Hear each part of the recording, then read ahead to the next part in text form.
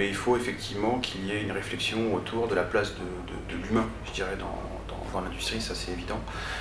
Savoir comment on peut remettre l'humain au centre de tout ça pour améliorer ses conditions de travail, améliorer, comme je l'ai évoqué, les conditions d'ergonomie et de bien-être au travail. Donc je pense que ça sera le point central.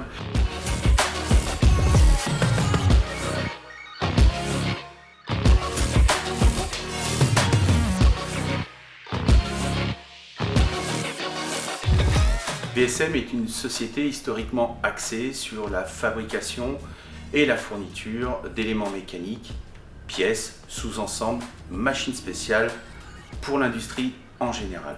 Depuis plusieurs années, notre entreprise s'est orientée vers des marchés aspirant à des besoins clients exigeants en termes de productivité, d'ergonomie au travail et de sécurité. Notre développement est résolument orienté vers la mobilité des postes de travail, la sécurité, l'ergonomie et la facilité à déplacer des charges lourdes avec des systèmes automatisés, voire robotisés. La part de l'automatisme est de plus en plus présente.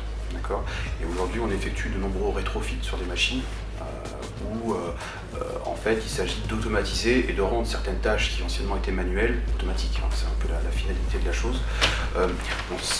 L'industrie se transforme dans le sens où aujourd'hui, on essaye d'exploiter, je dirais, les compétences et le savoir-faire des opérateurs plus sur des opérations, je dirais, de contrôle, d'expertise, de surveillance, et moins sur des tâches à faible valeur ajoutée.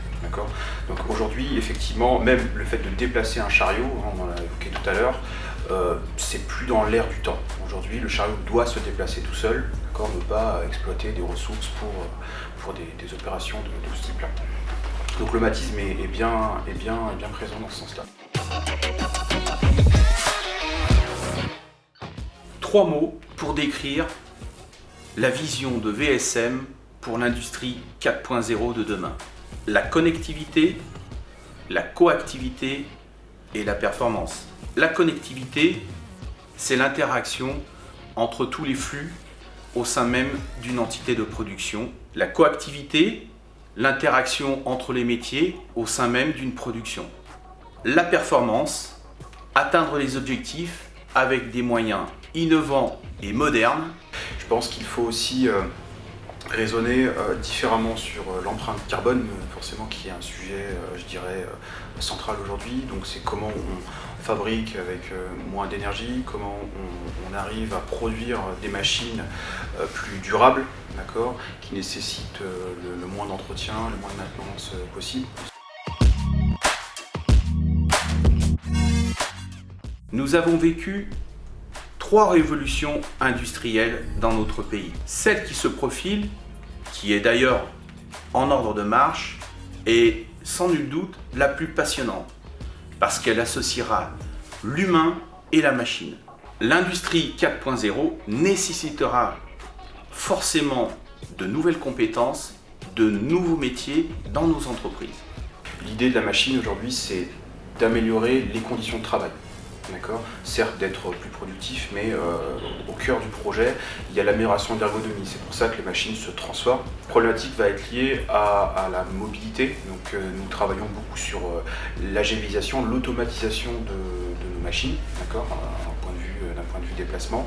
Donc ça passe par plusieurs niveaux, je dirais, de technicité, où on va retrouver des engins qui peuvent être déplacés manuellement, mais avec une assistance sensitive, pour que l'opérateur n'ait pas d'effort à fournir.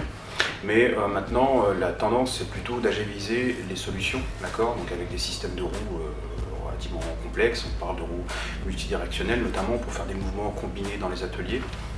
Donc ça, je dirais que sur les années à venir, c'est le gros challenge, c'est d'augmenter en compétences sur la partie agélisation et puis proposer ça à nos clients plus régulièrement.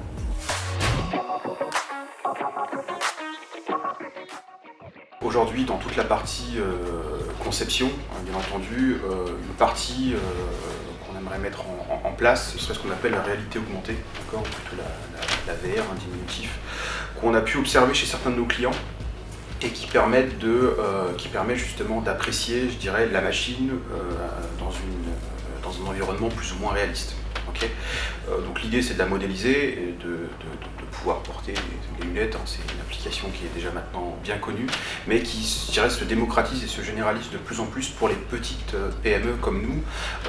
C'est derrière un argument commercial, bien entendu, ça permet à l'utilisateur, futur utilisateur, de voir la machine, de voir si d'un point de vue ergonomie, on se trouve dans des zones acceptables. On travaille beaucoup sur la posture, d'accord, et ça, la VR nous aide beaucoup à apprécier l'encombrement de la machine. Ça aide pas seulement les utilisateurs, mais aussi les intervenants au niveau de la maintenance. La question est simple, je veux accéder à ce moteur, demain pouvoir le changer. Est-ce que physiquement je vais pouvoir y accéder? À quelle hauteur il va se trouver? Quelle partie je dois potentiellement démonter pour y accéder? Voilà.